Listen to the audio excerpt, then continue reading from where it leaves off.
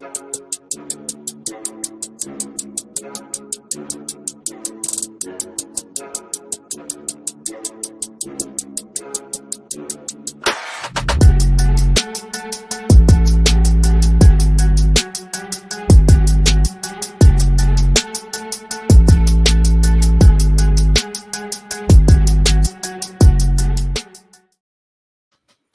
evening, and what is up, Razorback Nation? We are back at you this week, getting ready to preview the in-state matchup between Arkansas and Arkansas State this weekend coming up. We'll get into that a little bit later as we are joined by a guest to talk about that. But before we get into everything and get started, we got to thank our lovely sponsors over at Razor Pigs. Looking good, never felt so fun. Razor Pigs is the Arkansas-born brand, bringing some serious style to the golf course, tailgate, and everywhere in between. From high-quality polos to header and hats, they've got what you need to rep the natural state with pride. Founded right here at home and now run by a Razorback-loving family, Razor Pigs is where comfort meets cool. So go hog wild and shop Razor Pigs today at razorpigs.us. And our friends over at Scarlet Letter, Arkansas's very own handcrafted spiked seltzer. You can check them out today. And if you're in Northwest Arkansas, you can check out the Core Brewery Tap Room, where you can get Scarlet Letter in all its various flavors, as well as their new hard tea. So go check them out. Austin, just me and you today. Hobbs is not with us today. How are you doing? As you can tell by my voice, I'm not. I'm feeling a little under the weather. I think I'm on the downhill from it though. So I'm just ready to watch this game on Saturday. And I was always into history. I studied history in college, so anytime Arkansas has a historic matchup, it always piques my interest just a little bit more. And especially with this one being in-state, I mean, there's not like an in-state rivalry necessarily like you have with like Ole Miss and Mississippi State and Alabama and Auburn and whatnot. But at the same time, it is little brother, and it's going to be interesting to see them go at it for the first time. 100% agree. It's going to be big time. It's going to be an interesting matchup to watch for sure. And before we dive into that, some other things going on in Razorback Nation. Arkansas soccer gets a big win over BYU last night for their season as they continue on after, a couple rough games to start the season, but bouncing back here and getting a tough road win there. And then if you missed it over the last weekend, Arkansas had a big basketball recruit in town that was at the game. So, with opening weekend and everything being big, Arkansas had and hosted 2026 5-star Caleb Holt, 6'5" guard, was on his official visit. He's a priority target for Coach Cal and the Hawgs. Not better way to, on your official visit, witness a opening weekend win by the Hawgs. Your thoughts on that? Yeah, man. They've got a couple guys, scheduled to come up and take visits and whatnot. And it's a good thing because at the beginning, I say at the beginning of the cycle, in the last couple months, it seemed like Arkansas basketball was kind of, falling out of league with some of these big not falling out of league necessarily, but they're falling behind some of the other schools with these big recruits. A lot of these insiders had Arkansas as the second pick or the third pick. They're not necessarily like out of the picture for anybody, but it was, Duke's got this guy, or, Gonzaga's got this guy, or Baylor's got this guy, like whatever. And it's good to see you get these guys on campus, and, the whole thing about once you get them on campus, that's the hard part. And then the easy part is recruiting from there. So hopefully, one, you have the draw of Coach Cal, and then you have, the beautiful campus here in Northwest Arkansas, and then the history behind it too. Yeah, I feel good about some of these guys coming in choosing the Hawgs. Which ones? I don't know. We'll see. I guess it kind of depends on how, like Malik Thomas and Darius Acuff play this year and who ends up going into the draft, whatnot. So, but yeah, pretty cool. Yeah. And then, there are a lot of notifications today. This coaching staff out visiting kids and seeing kids for recruiting class, that typical thing. So starting to get that time of year where kids are coming, getting on official visits, getting on campus, and starting to see, the campus, the program, Cal, get to talk to some of the players that's on campus now for this team. So hopefully, that recruiting trail starts to heat up, like you said.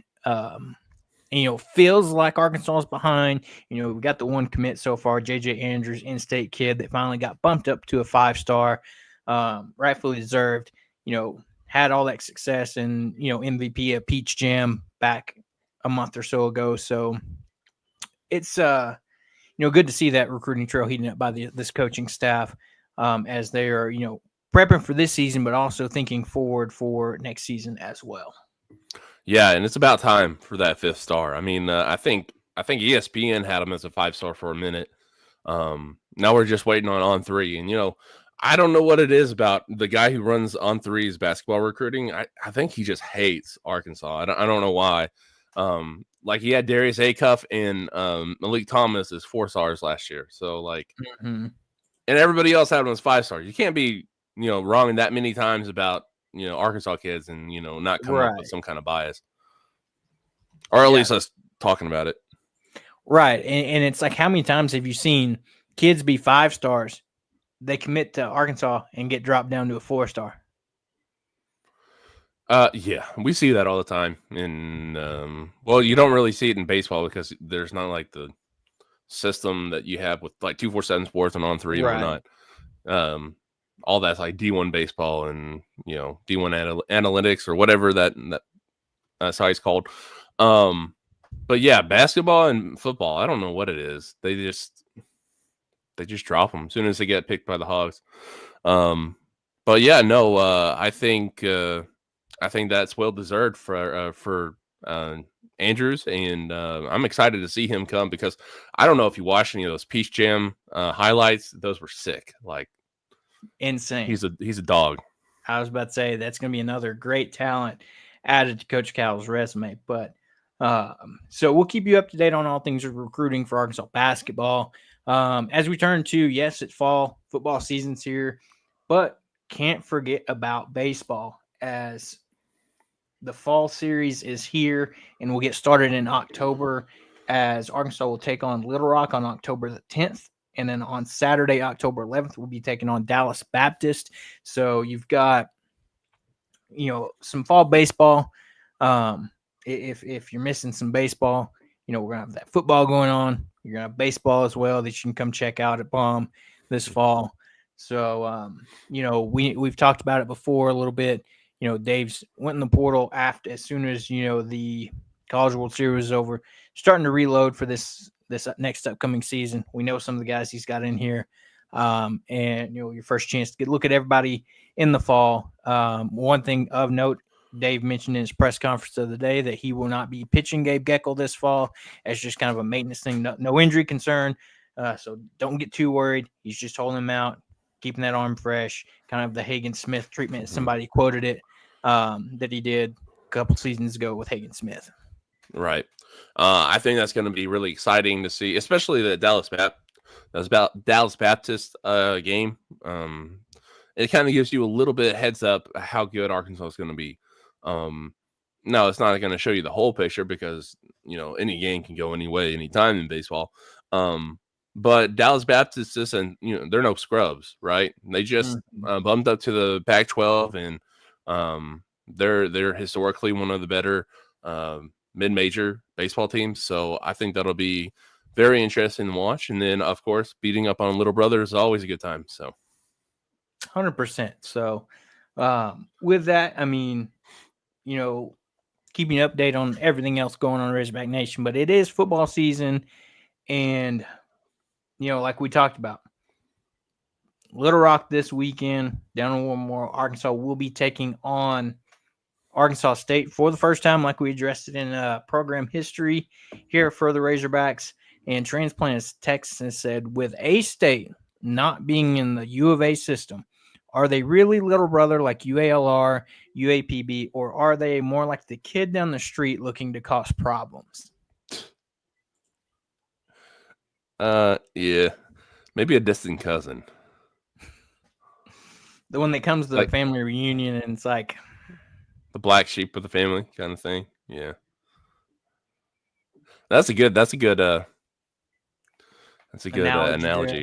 Yeah. Trent Texan also said the Hawgs are A-State's Goliath, at least in the eyes of Red Wolf fans, whose fans would like nothing better than for their Red Wolves to play David and slay the mighty SEC Goliath. Yeah, I mean, pretty good. yeah, I mean, this is going to be one of the bigger games for A-State this season, and I mean, as well as next week as they go on the road to play Iowa State as well. So, two tough matchups for them back-to-back weeks, but this one is for Arkansas in terms of the Razorbacks. You just got to go in and take care of business. That's just what you got to do, and it's going to be big for this team. And so as we get ready to talk about this matchup a little bit, we're going to welcome Jeff Reed from A-State Nation to the show to join us and talk a little bit about this matchup. Jeff, how are you doing today? Hey, guys, I'm doing great. Got on the run here, so I had to pull over. So excuse me if I seem a little frantic. You're good. No, you're good. So, we've talked about it, first time matchup in program history. So just what are your initial thoughts around this matchup? And as we get ready for Saturday, how are you feeling?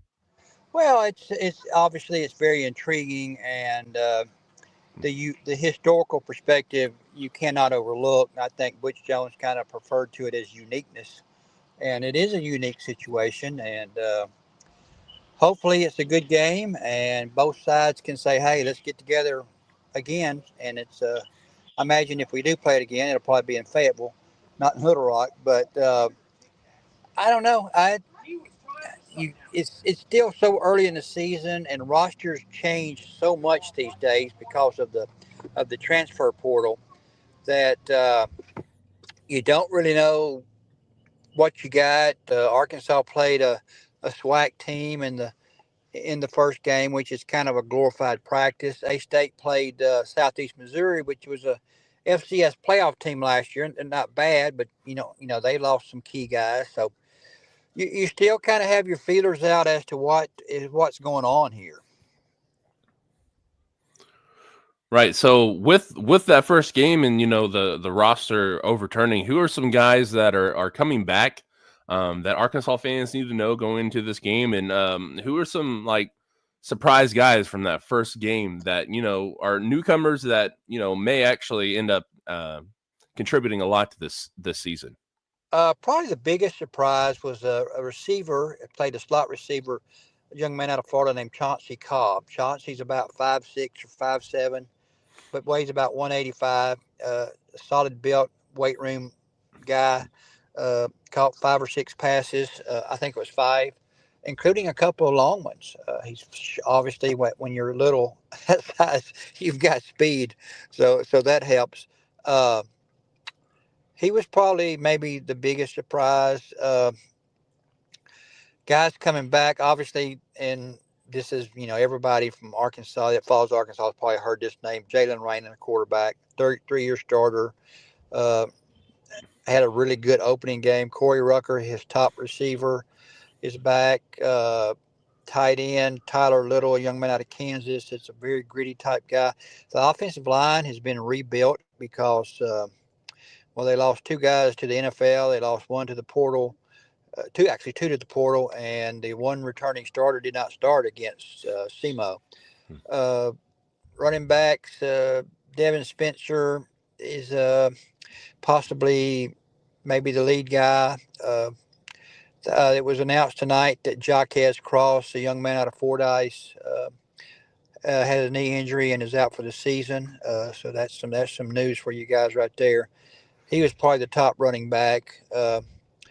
Defensively, Brandon Barnes is a safety that's really good.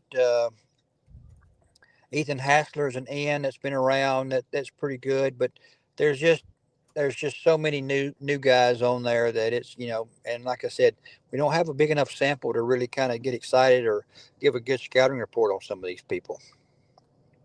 Right.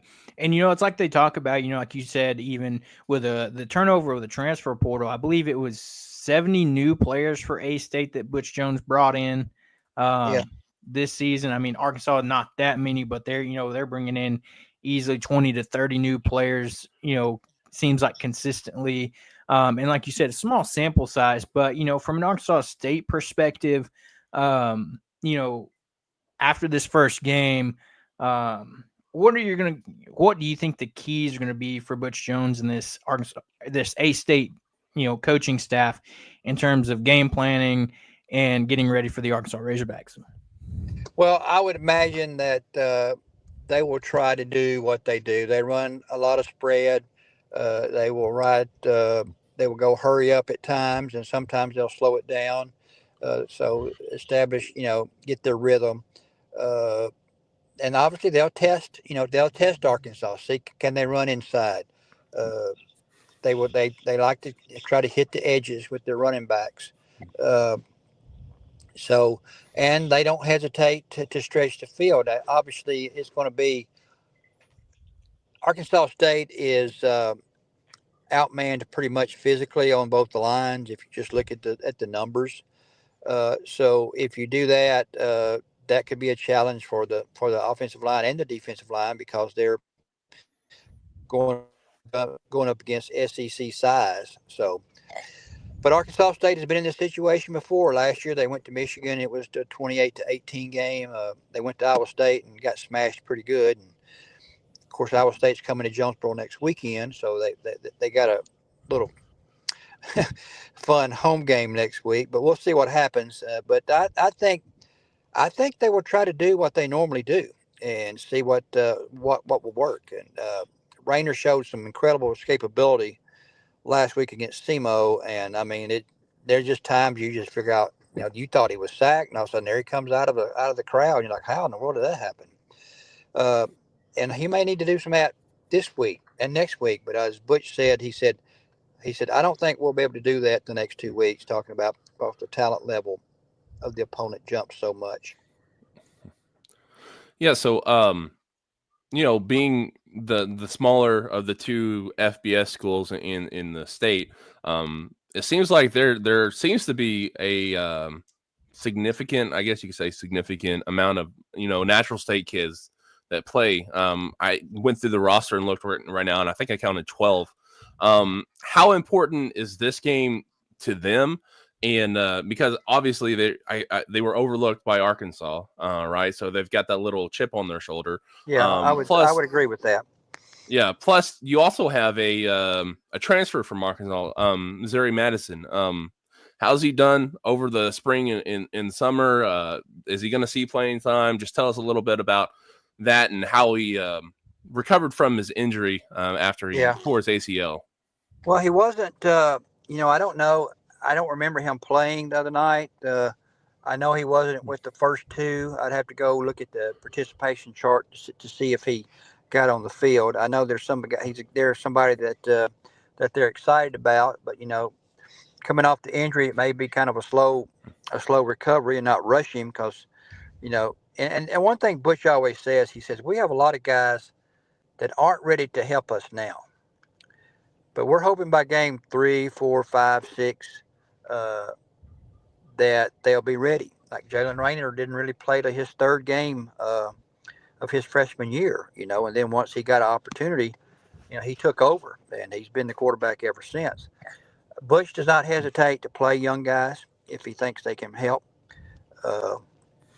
And sometimes in this day and time, it's kind of good to go ahead and play them because you don't know if they're going to be there next year. I mean, it's kind of brutal, especially for G5s, because they get picked off so bad, and a lot of times it's not the big schools are telling me, yeah, you can come here and have a chance to start, but the big schools are really just looking for depth, to improve their backups and stuff like that. So, but it's we'll see what happens. But you're right, there are a few Arkansas guys they would like more. They've offered more, but it's kind of hard to get those guys for some reason. Yeah, and that's the tough thing. I think even for between the two schools is you let a lot of in-state talent get out of state, and that's kind of something that you hate to see. But I want to go back to something we were talking about before, and you mentioned it too. Is Rayner and his escapability. This is something that I really want to see and kind of need to see from the Arkansas defense compared to last week. Is like, how well are they able to pressure guys? Our D-line depth has been a question mark coming into the season. Last week didn't necessarily help answer any questions for us. So going into this week, I think that's going to be something for myself that I want to see is kind of what do we get pressure-wise in terms of our defensive line? Can we get more pressure, force Renner out of the pocket, let our linebackers and secondary do some work on the edges? But, that escapability, that's something that's going to be testing these guys, and I think it'll be a good test for this Arkansas defense, especially like we said, we need that challenge. We need this defensive line to step up. Yeah, I don't, he's not I would not say he is a great runner, but he's a good runner. And a lot of times his best ability as a runner is extending plays, or maybe turning like a 2 or 3 yard loss or something like that into maybe a 2 or 3 yard gain. It's not a big play, but 2nd and 7 is a lot better than 2nd and 13, so I think that's kind of been my impression of his running ability. Now, he's had some nice runs over the past couple of years, but I don't think they're really looking to run him a whole lot. The backup quarterback's a young man out of Mobile, Alabama named Josh Flowers, and they put him in the other night, and it was just strictly run, run, run. So I think that in a lot of ways they'll try to protect Jalen from getting hurt, because if he does get hurt, it certainly changes the complexion of this football team. Yeah, so since we're staying on the the quarterbacks, we can't get out of this interview without talking about Taylor Green, right? 6'6", 230 something pounds, right, or 40. I can't remember off the top of my head. He runs like the wind. He's got strides that are 6 foot, 7 foot long. He's dynamic when it comes to the running game, and it looks like he's picked up a little bit in the passing game. I mean, he had 322 yards in 3 quarters with 6 touchdowns. Only the second quarterback in Arkansas history to have that many in one game. What do you think? How is A-State's defense going to stop that, or what's the best thing they can do? Well, I would stop that. I would imagine the best thing they could do is have your ends not lose containment, and somewhat keep him in the pocket. I haven't watched. I mean, I've seen a few highlights of the game. I know he has some nice runs. I don't know if he's better passing on the run or if he's more of a pocket guy. I would think, though, you would try to keep him in the pocket, because that would limit it. Once he gets outside the pocket and he's out on the flank, well, what's he going to do then? Is he going to run? Is he going to throw? And he obviously can run very well, and he's a load to tackle. So I would imagine what you do is you try to keep him in control under the pocket. I mean, maybe surprise with some blitzes or something like that, and change your fronts and change your looks, and just see how you challenge. Typical football this time of year, you challenge a team to see what they can do. As soon as you find something that they can't handle, then that's how you attack them. Yeah, and that's the big thing that we talked about. It was big for Taylor in the offseason is we saw what he could do with his legs last year, and we saw the emphasis in game 1 against Alabama A&M, him staying in the pocket, making his reads, making the throws, and so we saw what we saw from game 1, where emphasis on that, a few decent runs, where 3rd and long situation, he gets out of the pocket and fights for first down, but not a ton. So that's what I'm going to be interested to see as well in this game is what's the emphasis this week? Is it more of, hey, let's try to keep you in the pocket and still work on that passing game, or kind of, hey, all right, we let you do your thing last week, and now go out there, play ball, and if that means more designed runs, more RPO options, that's what it'll be. But to your point, it's going to be interesting to see what the defense and this staff with Butch Jones kind of keys in on. Do they find something that is clicking and that makes Taylor uncomfortable and forces him to, make quick reads, quick throws that could, be errant throws and result in turnovers or things like that? Well, yeah, you always, I think probably the number one objective of any defensive coordinator is to make and our defense is to make the quarterback as uncomfortable as possible. Don't let him get in his comfort zone. Don't let him get in a rhythm, where things start clicking. And if you can disrupt them, that greatly improves your chances. Make them do things that they're not comfortable with, and I'm sure they'll try everything. I don't think there's any there's no holding back in this one. I imagine Arkansas probably did a lot of vanilla stuff last week. But they'll have to do a little bit more this time because the competition level steps up pretty good. So, but we'll see. But I'm sure that it'll be the same thing for Arkansas. Make Rayner uncomfortable. He was not really. I will say this about Jalen, and having seen every game that he's played, Saturday night was the most composed I've ever seen him. Yeah, and so we've actually got a question in the comments. If you want to pull up Transplant's question, he asked, "What matchups do you see them as most favorable for A-State and least favorable going into this game?" Oh boy, gosh, it's hard to say because I haven't spent a lot of time kind of looking at the Arkansas personnel. I have a good friend who's a big Razorback fan, and his concern was the Arkansas defensive line. So maybe that might be kind of one of the things to look at is how does the A-State offensive line, how does it do against the defensive line of Arkansas? Of course, I've always believed it doesn't matter. Football, you have all the bells and whistles you want, but it still comes down to can you run the ball when you want to, and can you stop the run? When you can do those two things, and your chances of victory go up a whole lot. So I would think that'd be something. Arkansas secondary will be challenged, I think, but a lot of that is going to come down. Will Rayner have time to throw? Anybody that watches football knows that the more time a quarterback has to look, somebody's going to get open eventually. You can't cover them all day. So I think that's probably something to look at. I don't know. ASU's running game was not overwhelming. Kenyon Clay, a transfer from Southern Miss, it's about 220, 225, will probably get a lot of more carries with Cross now out.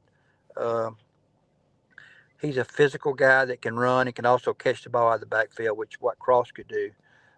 So I would say it still comes down to the line play. I don't know if Arkansas State really has an advantage in any area.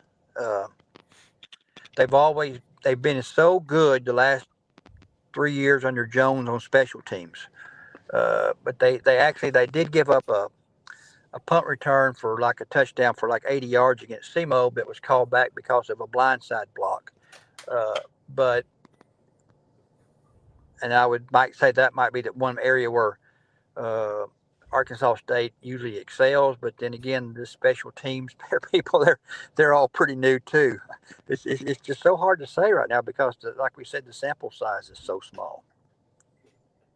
Right, 100% agree. That's like, you see, yeah, like even for Arkansas fans, you get a small sample size, and like you said, offensively, Arkansas is keeping it pretty much very vanilla in game one. Not opening the playbook a ton, like you said. Going to get into it a little bit more probably in this game because competition level jumps up, from a SWAC school to Arkansas State, and then defensively, there's a lot of things Arkansas fans want to see a little bit more from this defense. D-line being one of them. You mentioned secondary being tested. That's something that Arkansas fans want to see as well because we've got a lot of new faces there. So I think it's going to be an exciting matchup. And so, are you going to be headed down to Little Rock for this game, Jeff? I'll be there. Yes, I'll be there. I was about to say I'll be heading down as well.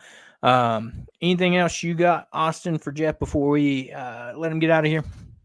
No, I think that's it. Appreciate you coming on and letting us, on that side of the state, give us a little insight. Yeah. I was about to say, you got anything for us, Jeff, before you get out of here? No, I'm good, guys. I just appreciate you guys inviting me. Thank you very much. We appreciate it, Jeff.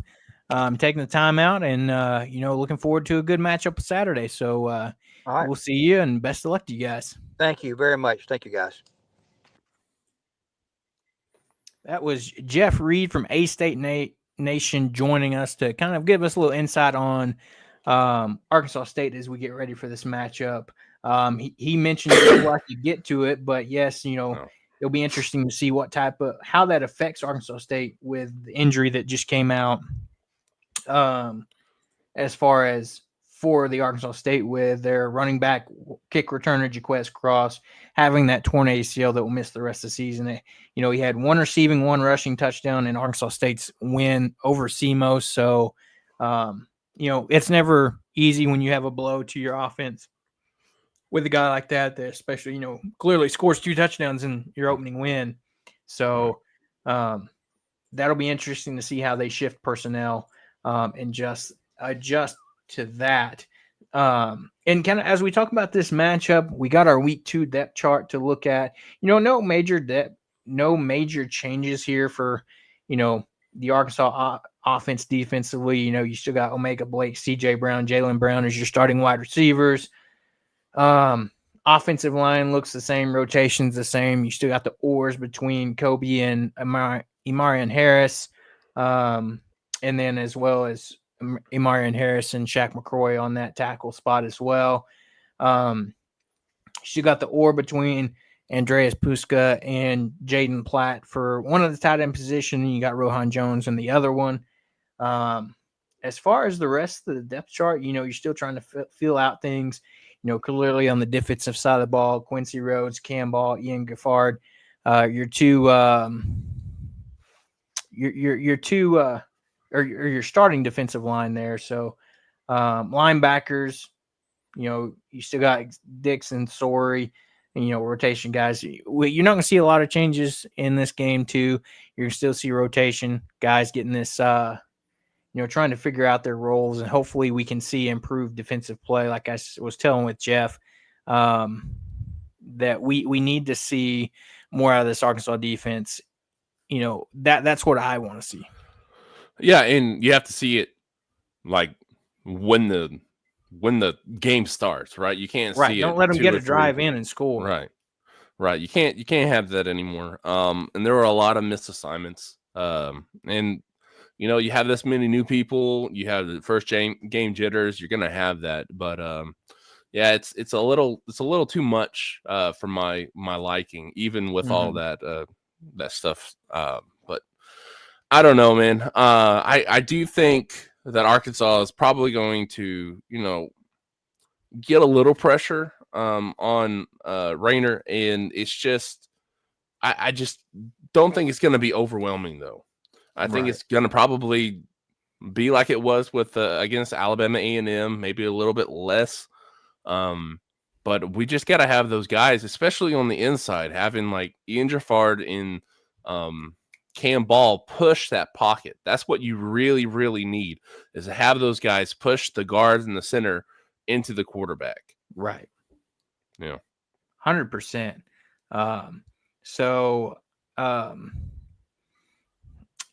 Yeah, we can see you there, Lonnie. Glad to have you joining us tonight. Hate to see that you can't make it this weekend, but glad to hear that Fred's going to be there live cheering it on. So, and he likes your haircut too, by the way. Yeah, I appreciate it. Got a haircut on my birthday weekend. Had to get freshened up and everything, but yeah. And so, Transplant Texan asked something. This is an interesting thought to see. So, he mentions Crutchfield remains on the backside of the oar for the wide receiver. Crutchfield pocket watching, enters week 2. How much are we going to see? Didn't necessarily see a ton of him or hardly any at all on Saturday. Kind of Saturday was the Omega Blake, CJ Brown show.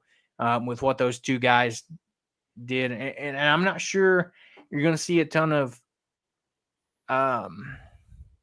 Crutchfield this week either. Yeah, I don't think you will. I mean, Arkansas's, for what it is, Arkansas's wide receiver room is kind of stacked. There's just so many guys to get through that it's going to take a lot for Courtney Crutchfield to make up for what happened over the spring and the summer. in fall camp. And I think during fall camp, he was showing out a little bit, but he's going to have to continue to do that to even, start to get some playing time. So we'll just see. But I don't know. I don't know if he'll be there. Or I don't think he'll get a whole lot of playing time in this game either. I don't think the ones are going to come out very soon. I think it's going to be pretty, touch and go there for a minute, and then Arkansas probably pulls off, to a 2 or 3 touchdown lead late. Trying not to give my whole prediction out here right now, but yeah, I think the ones are probably going to stick on the field for most of this game. Yeah. And part of that too, Transplant Texan mentions, and we kind of hit on this, and he says, with the bulk of the defensive money spent on defensive backs, will it prove to be money well spent, or should have spent more to improve the D-line? And I think that's still, to be determined. It's tough. The thing is, you have to have people that want to come here on the defensive line. Right. First of all, they had one guy who I think he was from Georgia, and I don't remember where he went. But I don't think it was money. I think he just didn't want to come to Arkansas, and that's one of the positions that's extremely hard to find at an elite level. You're not going to find John Ridgway's, every year. That's not going to happen. But it's significantly harder to find good or great defensive tackles in the portal than it is finding, defensive backs. They're kind of dime a dozen. So if you don't get a guy who doesn't want to come here because he can get money anywhere he wants, it's not going to happen. Yeah. And I think that's the tough part too, is, you got a guy like Cam Ball, you got your starters, but it's that depth. We know the talent that you've got with Ian Giffard. You've got some talent from Justin Boone on the edges, coming in from Florida, looking to break out and kind of get back to his form. And so, yeah, it's tough when it's hard to get guys in here that are extremely talented. And so, Transplant Texan said, who is to be held accountable for the lack of D-line player recruiting, Deke or T-Will? Because, you've got T-Will that is, your co-defensive coordinator, but you've got Deke Adams that is the, defensive line coach. So I think it's probably a combination. You want your entire defensive staff, going after and recruiting these guys. You see what T-Will's done with the linebacking room. He's our co-defensive coordinator, but also, he recruits his position really well because that's what he played. Getting Tavian Wallace in, getting a guy like Xavier Story to come over and then stay. So I think it's probably a combination. Yeah, no, and the thing is, I am a Deke Adams truther. Right? I don't think. Well, you got to look at it. Arkansas has never been a great school when you're talking about defensive line recruiting, ever. And whenever you talk about what he's done so far, it's kind of incredible. He's had at least one 4-star guy every single year he's been the defensive line coach. It's pretty. Now, here's the thing. Most of those have been at defensive ends. And whenever you talk about defensive end versus elite defensive tackles, again, compared to defensive tackles, it's a dime a dozen, right? You can get a lot of good defensive ends. You can't get a lot of good defensive tackles because it's hard to be that big and that athletic, if that makes sense. So you're getting these guys who are more like 3 stars or 4 stars that are a little bit lower, borderline 3 stars. But whenever you go and get those back to back, like Charlie Collins and Cavion Henderson, Quincy Rhodes, stuff like that, and they've got a new kid that's coming up this next season who's also a 4-star defensive end. So yeah, it's just really hard to get that position. And when you're playing in when you're playing in the SEC, they get to choose anywhere they want to go, and just Arkansas is just not that. They're just, I don't know. It's just not that.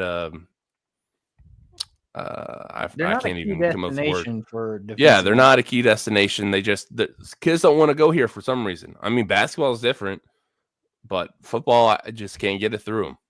Yeah. Let's turn to the offensive side of the ball. So, I mean, we talked a little bit about with Jeff, but what are your thoughts on kind of the game plan? Do you think we see more traditional Taylor Green using his legs this weekend, or do you think they still focus on, having Taylor go through his reads, progressions, and, continue to be focused on improving that passing game? Or do you kind of think they kind of maybe let it be a normal type game where you drop those design quarterback runs, those RPOs? I mean, what's your thoughts? I think that Arkansas is going to stick with that game plan, but they're going to let loose a little bit more. They're like, hey, the competition is going to step up right here. We need to, try to go through your reads, but if you're feeling pressure, just go. Like, be on your game.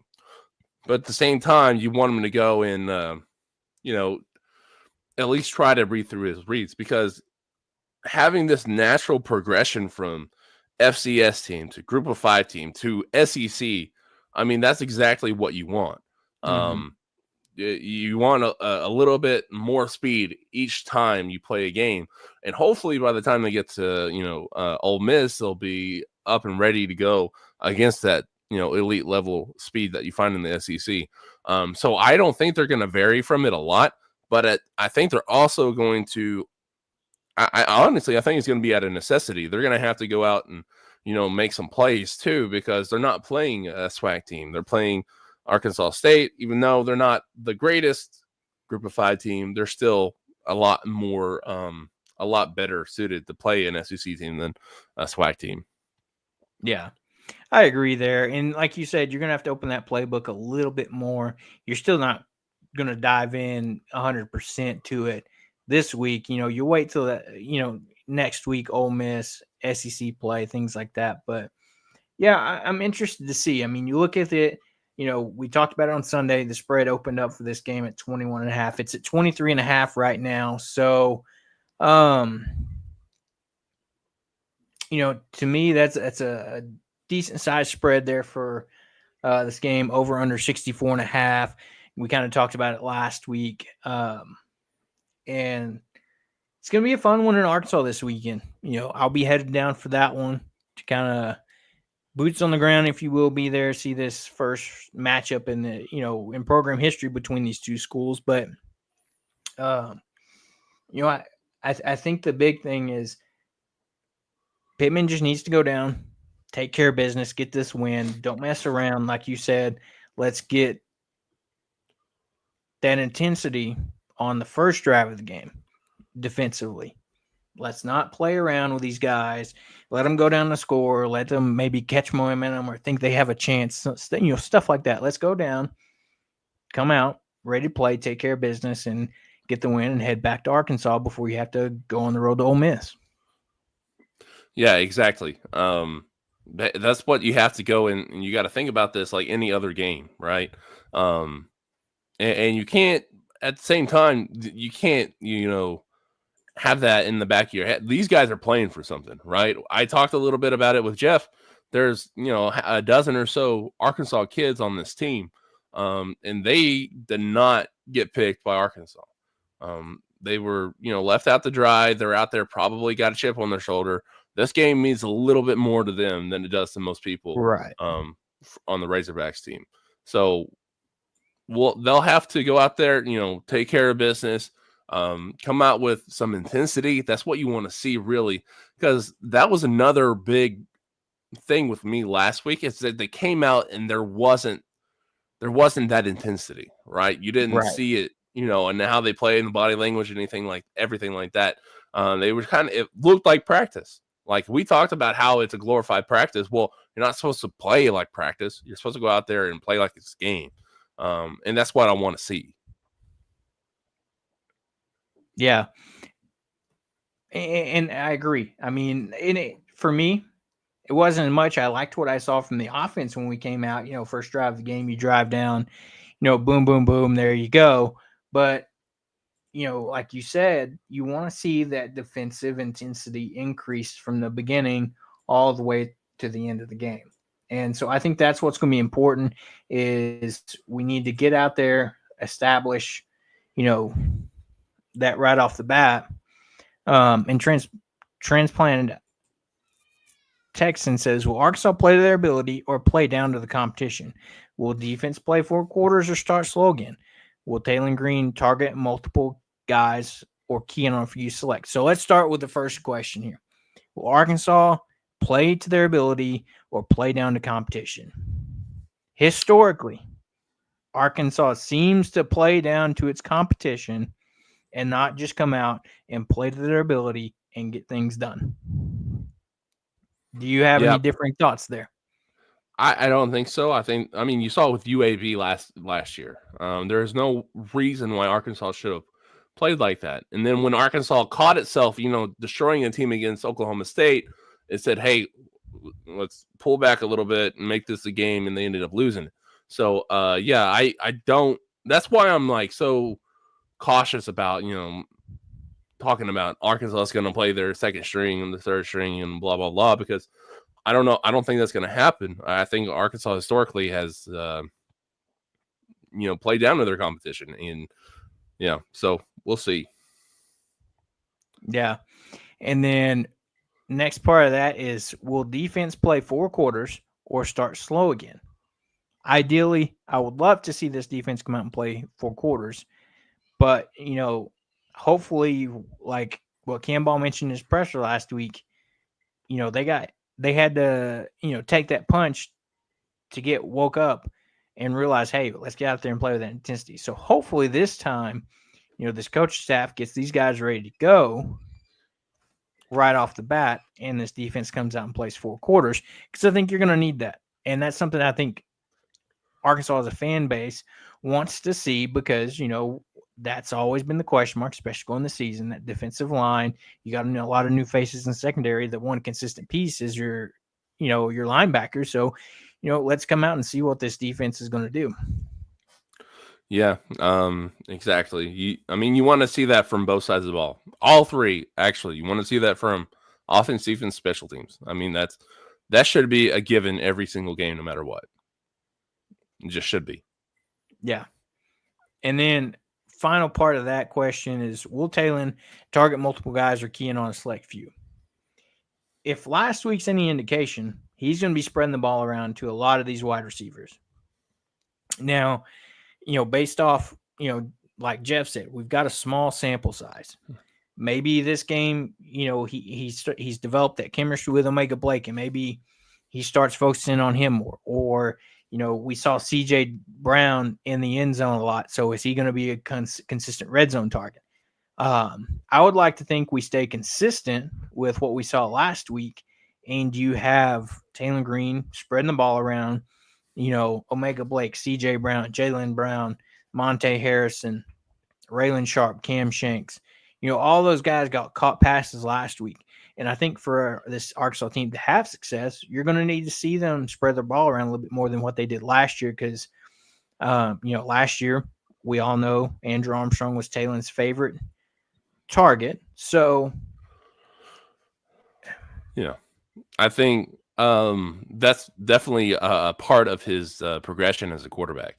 So I think that's going to be something they emphasize in this game. Whether or not it happens, I don't know. But I think that's where they're trying to get Taylor Green to go and, direct him towards. Yeah. So it'll be a fun game this weekend. I think the weather's supposed to be a decent weekend again, similar to last weekend. So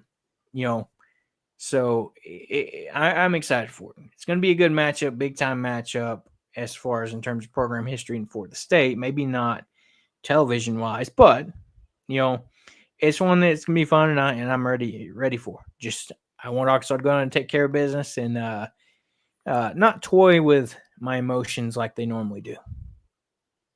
Yeah, that's true. I'm too sick for you guys to be doing this, so don't do it this week. Right.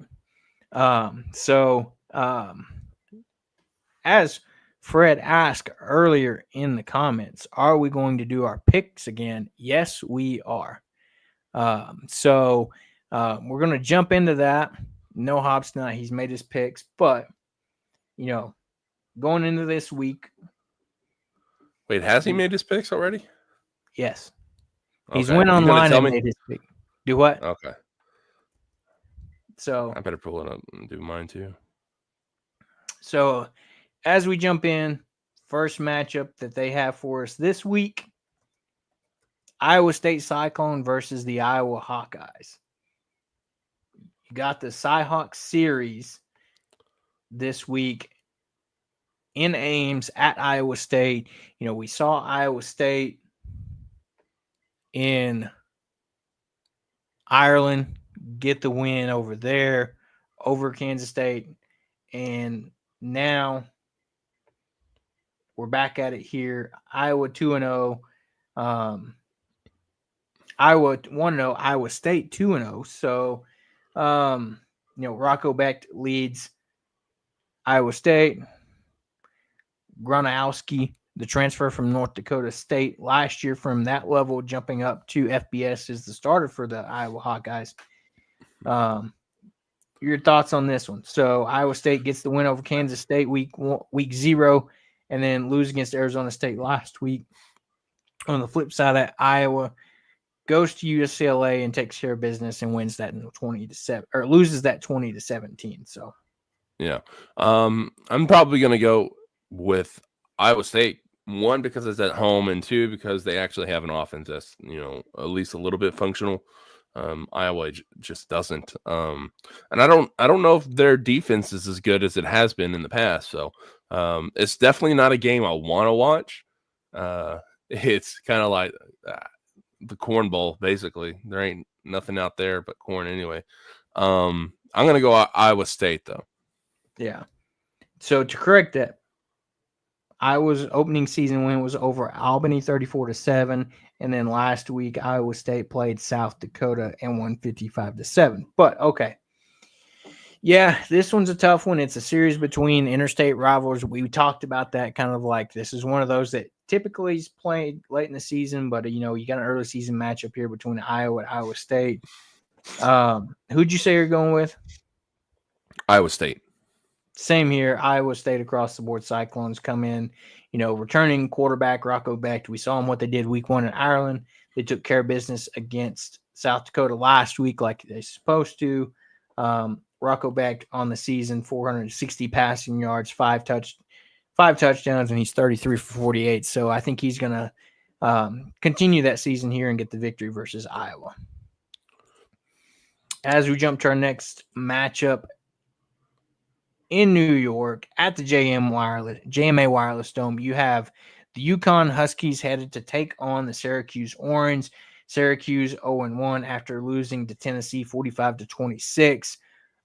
Yukon is 1-0 after taking care of business against CCSU 59-13. I don't even know why this is on there. Syracuse all the way. Like, get out of here with that. Like UConn, no. Syracuse gonna win it. They actually looked competent against Tennessee. So yeah, they're gonna win that one going away. Yeah, give me the Orange in this one as well. It's always a fun game to watch in the JMA Wireless Dome. One of the few smaller domes you see in college football.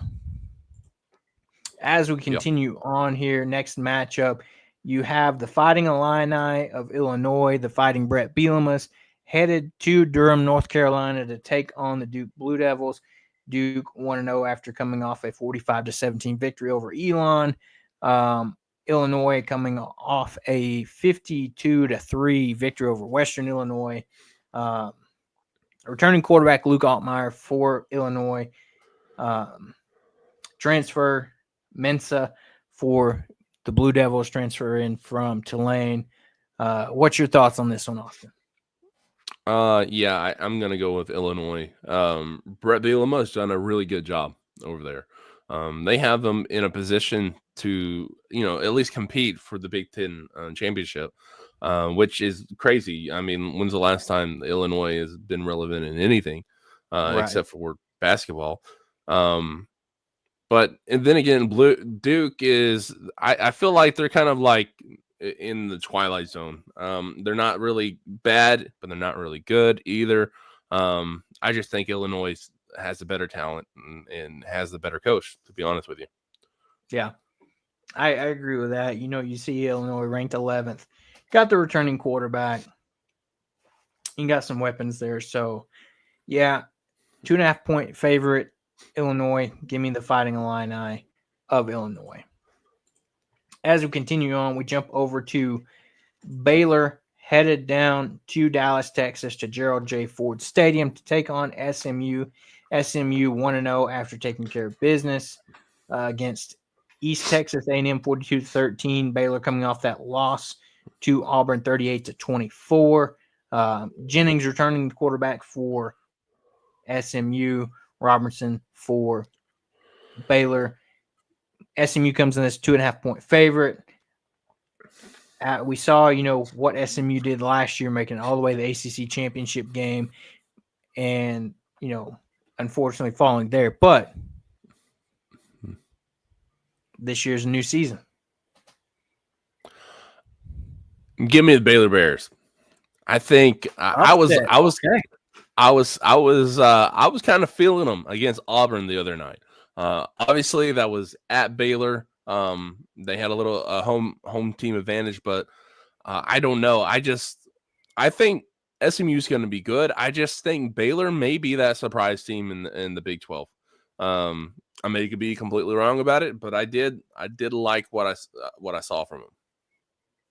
Yeah, give me the SMU Mustangs, led by Rhett Lashley. I think they're going to build off what they did last year, ranked 17 so far. And I think they're going to take care of business at home down in Dallas. So first split pick there. So it's going to be a fun one. Next, we move to Virginia, headed to Raleigh, North Carolina, to Carter Finley Stadium to take on the NC State Wolfpack. NC State opens the season with a 24-17 victory over East Carolina. Virginia coming off a 48-7 win over Coastal Carolina. NC State a 3.5-point favorite in this game. In the ACC, what is it looking like for NC State and Virginia in this game? Virginia is just not good. And here's the thing: North Carolina State was supposed to be one of those teams that played for or at least competed for the ACC championship, and they just kind of sucked. I think maybe after 1 year of that and, having guys come back, I think they're going to be a little bit better. I still don't think they're going to play for an ACC championship or anything. But I think they're going to be a middle of the road to pushing to get in that upper level for the ACC this year. So yeah, give me the Wolfpack. Same here. Virginia got that win against Coastal Carolina 48-7, but I don't think they have as much luck in Raleigh, North Carolina this weekend. So give me the Wolfpack as well. As we continue on, an intriguing matchup for week 2 here. You have the Kansas Jayhawks headed to Columbia, Missouri to take on the Missouri Tigers. Kansas 2-0 after opening the season with a victory over Fresno 31-7. And then they beat Wagner 46-7 last week. And then Missouri playing UCA 61-6 final. Missouri comes to this game with a 6.5-point favorite. Yeah. No. Give me the Jayhawks. Screw Missouri. I hate that team. Jayhawks all the way.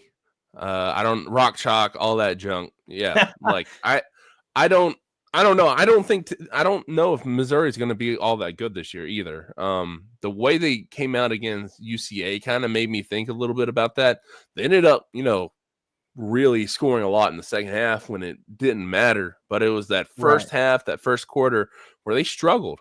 And I think once you have guys that are actually, D1 talent dudes, and let's also talk about Kansas. They're not the Kansas from 10 years ago, right? Kansas is actually a decent program. They gave Arkansas a little bit of a push in the Liberty Bowl a couple of years ago. They still have what's his name? Jalen Daniels, which is crazy because I feel like that dude should be, our age by now. But yeah, no, give me Kansas for the upset. I love the saying great minds think alike, and I'm going to stick to that here. Give me Kansas as well. I've said it again. This year, Missouri loses Brady Cook, Theo Weiss, few other players, Luther Burden, some receivers. They have a quarterback competition, but one of the quarterbacks that was supposed to be in that competition gets hurt first drive of the game there. They turn to the Penn State transfer, Bo Pribula. He goes 23 for 28, 2 touchdowns in his first game. But like you said, this isn't your Kansas Jayhawk team of old. Give me Kansas with the upset over the Missouri Tigers.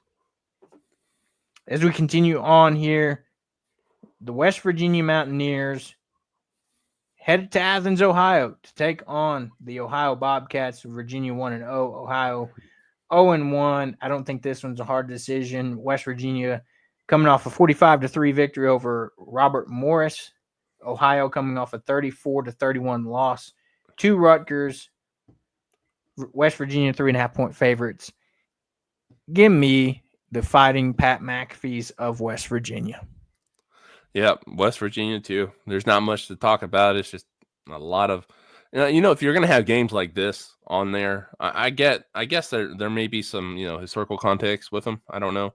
But if you're going to have this game and then the Syracuse versus Duke game, why not have Arkansas and A-State on these pick'ems? Like, it don't make any sense. But yeah, West Virginia all the way.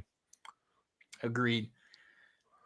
Probably one of the biggest matchups of the weekend is the Michigan Wolverines headed down south to Norman, Oklahoma to take on the Oklahoma Sooners. Both teams 1-0. Oklahoma coming off a victory against Illinois State 35-3. Michigan coming off a 34-17 victory over New Mexico. We all know all the hype with Michigan, Bryce Underwood, their star quarterback that they paid millions of dollars for to come and take over and finally give Michigan a quarterback after the revolving door of quarterbacks for Michigan last year. Oklahoma, a 5.5-point favorite this week. Yeah, so I went through and I made my picks before we really got started on this, just to stay ahead of it. But I just switched it. I was feeling Michigan just because I do like Bryce Underwood. I liked him, but they're playing in Norman. And this Sooner offense is actually a good offense compared to what it was last year. And I think they've got a dog in John Mateer as well. So I'm hesitant, but give me the Sooners. Yeah, this is a tough one. I'm like you thinking, okay, Bryce Underwood, Michigan. What's Oklahoma going to do this year? They revamped their offense. Jackson Arnold out. John Matier in. And I'm kind of feeling like you, this game's in Norman. It's a home game for Oklahoma. This crowd's going to show up and show out for this big-time matchup. Give me the Sooners in this one as well. As we get through these final few games here, Arizona State headed to Starksville, Mississippi to take on Mississippi State. Arizona State coming off that 38-19 victory over NAU. Mississippi State coming off that road game with a win over Southern Miss 34-17. Sam Levitt returning for Arizona State, shaping back for the Bulldogs. 6.5-point favorites, Arizona State. So, to preface this, last year when Mississippi played Arizona State in Arizona, Mississippi State made it a game. And Arizona State was, I don't know if they were ranked or they were like really close to being ranked last year. And at that point, they had Blake Shapen. I think once they lost him, they just kind of folded. That being said, I think it's Arizona State by this much. I don't think Arizona State's really worthy of being the number 12 team in the country. That's the way the AP poll does it. They pick, a little bit from this conference, a little bit from that conference, yada yada yada. I think that they go into Starkville, those bells get a ringing, and they escape barely with a win. Did you see? I saw this earlier today. Did you see what Arizona State's been doing for practice this week? What? No, I didn't. So the entire coaching staff during practice has cowbells that they are ringing consistently on the field during practice to help simulate what they're going to expect when they head into Davis Wade Stadium. No, that's not even close to what you're going to expect. Your ears are going to be bleeding. Like, what are you talking about? 12 guys out there with cowbells is not even close to 50, 60,000 people with cowbells. Not even close. 100% agree there, but I thought that was fun to see that was a tactic they're trying out to kind of get their players used to that. But I think Arizona State does get it done. It's a tough road game. It is for them. But Arizona State squeaks it out over Mississippi State. Mississippi State's just got to show me something. I don't think they're going to be a very good football team this year. Not a lot of hype around them, but hey, what a way to show you got some fight in you, and maybe everybody's counting you out then to get a win over the number 12 team in the country. Exactly.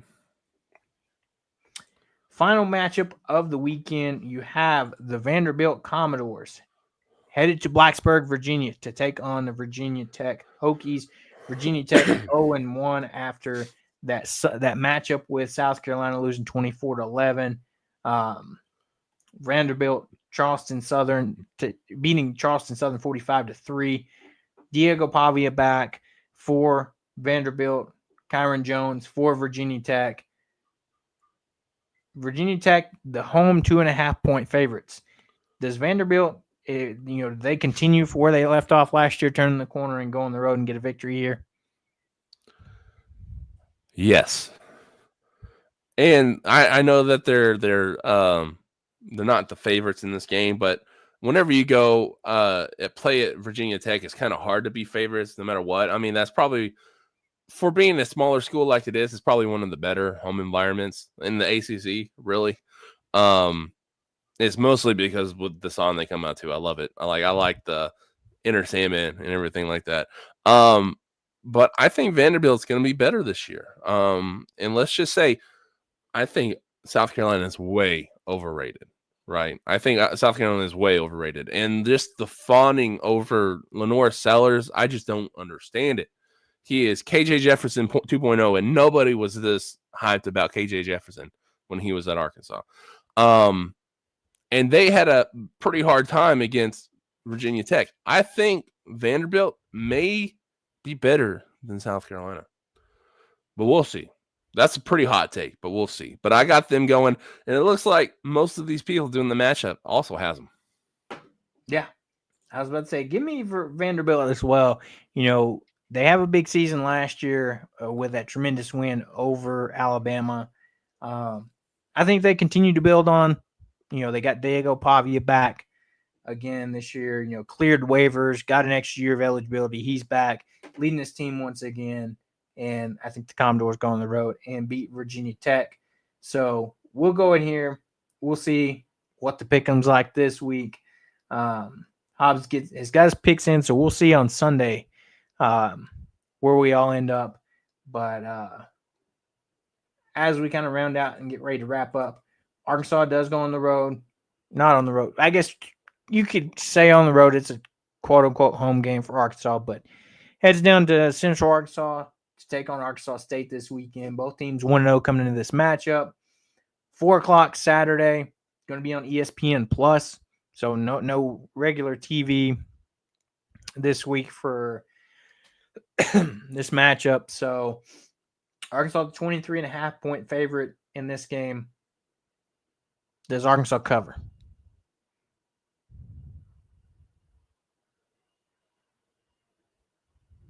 You're muted. Hence why you didn't answer my question a minute ago. I don't think so. I think they probably get to that 3 touchdown mark, but asking for 24 is a little bit hard for me. I was asking what were Hawgs picks. I don't think it lets me see them before the okay. Yeah. You should send him a text and then send me or I'll ask him in the group chat afterwards. Yeah. So, yeah, I kind of agree with you. To see them saying we're going to win by 24 is a lot, just because I know this Arkansas team, like we talked about a little bit, is, it depends. Are they going to play down, quote unquote, down to the Arkansas State level? Or are they going to come out, play like we know Arkansas can, and take care of business? So we'll see. I'm trying to be confident here. Supposed to be decent weather, 75 degrees on Saturday. Some chances of rain. Hopefully that holds off. But as we get ready to wrap up here, you got anything else this week before we get ready to wrap up and get to the weekend? No, man. Just go Hawgs. 100%. So before we get out of here, don't forget to like and subscribe to the show on YouTube, Apple Podcast, Spotify, anywhere you get your podcast. Go like and follow across all of our social media platforms: Facebook, Twitter, Instagram, even over at Blue Sky. You can find us over there. And yeah, ready for week 2 of Arkansas football. And go see this historic matchup. So, if you're not going down to the game, need a spot to go watch the game at, just head over to Parker Sports Grill. Our lovely friends over at Parker Sports Grill take care of you, make them the best place to go watch Arkansas sports anytime there's an Arkansas matchup going on. So, with that, Austin, myself, we're going to get out of here. Everybody have a great weekend. Go Hawgs. Like Austin said, take care of business here against Arkansas State.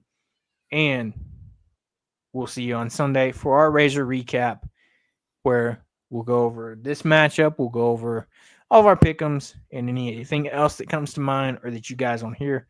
So everybody have a great weekend. We'll see you on Sunday. There was one thing that we didn't talk about. I just want to hit on it for a second. I forgot to do it earlier.